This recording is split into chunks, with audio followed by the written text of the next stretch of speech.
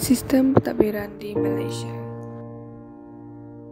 Sistem pentadbiran yang sistematik adalah sangat penting kepada sesebuah negara. Antara kepentingan sistem pentadbiran yang sistematik adalah tapak menjana pembangunan dan kemajuan negara dan membantu mengekalkan keamanan dunia sejagat.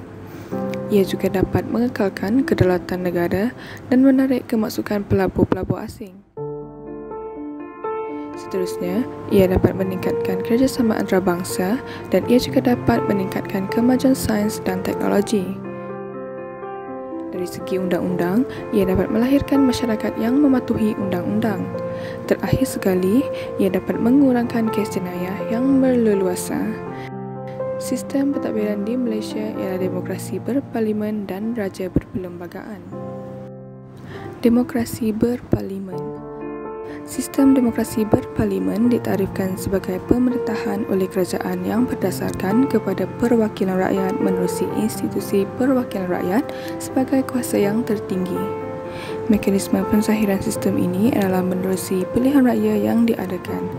Pilihan raya ini boleh dibahagikan kepada pilihan raya umum atau pilihan raya kecil. Pilihan raya umum ini diadakan apabila Parlimen atau Dewan Undangan Negeri dibubarkan atau terbubar sendiri selepas tamat tempoh 5 tahun. Pilihan raya kecil pula berlaku untuk mengisi kekosongan kerusi Parlimen atau Dewan Undangan Negeri di luar jangka disebabkan oleh kematian, perletakan jawatan, hilang kelayakan dan pembatalan keputusan pilihan raya oleh Mahkamah Pilihan Raya. Pilihan raya ini diuruskan oleh sebuah badan bebas dikenali sebagai Suruhanjaya Pilihan Raya atau lebih dikenali sebagai SPR. Di peringkat persekutuan, calon perwakilan rakyat dikenali sebagai calon ahli parlimen. Di peringkat negeri pula, calon perwakilan rakyat dikenali sebagai calon ahli Dewan Undangan Negeri. Proses pemilihan pemimpin membolehkan persaingan di antara parti-parti politik berlaku di peringkat persekutuan dan negeri. Unsur penting bagi persaingan ini adalah konsep majoriti yang bakal menentukan parti politik terbanyak menduduki badan-badan perundangan. Individu yang menang sebagai perwakilan rakyat di peringkat negeri akan menduduki Dewan Undangan Negeri. Individu yang menang sebagai perwakilan rakyat dalam pilihan raya di peringkat parlimen akan menduduki kerusi di parlimen. Parti politik yang mempunyai bilangan kerusi yang lebih banyak akan mempunyai suara yang kuat dalam proses penggubaran Undang-Undang Dasar. Parti politik yang mendapat bilangan kerusi majoriti berhak menubuhkan kerajaan bagi mentadbir urus negara. Raja berperlembagaan. Raja berperlembagaan adalah salah satu sistem yang mengiktiraf raja sebagai raja negara dan sebagai langkah pengiktirafan kepada tradisi politik pemerintah Kesultanan Melayu. Sehaluan dengan peredaran masa, sistem beraja ini telah dimodernkan menjadi raja berperlembagaan. Panggilan bagi ketua negara adalah yang di-Pertuan Agong dan digilirkan setiap 5 tahun sekali dalam kalangan 9 Sultan Negeri-Negeri Melayu. Walaupun yang di-Pertuan Agong merupakan ketua negara, baginda bertindak di atas nasihat jemaah menteri atau menteri yang diberi kuasa oleh badan berkenaan. Secara praktisnya, baginda dinasihati oleh Perdana Menteri berdasarkan kesepakatan suara dalam kabinet. Baginda mempunyai beberapa budi bicara yang tidak boleh dipertikaikan oleh mana-mana individu atau pihak.